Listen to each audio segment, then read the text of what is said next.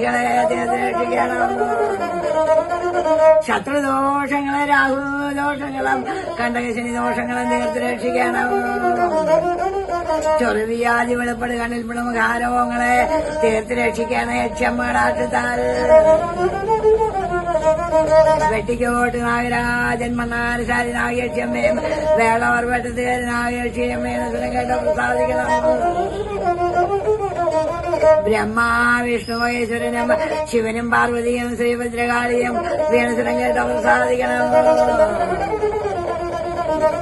നാഗരാജാവ് നാഗേക്ഷി അഞ്ചരമണി നാഗം പറനാഗം ഇങ്ങനെയുള്ള അഷ്ടനാഗങ്ങളെ വീണസുരം കേട്ടോ സാധിക്കണം.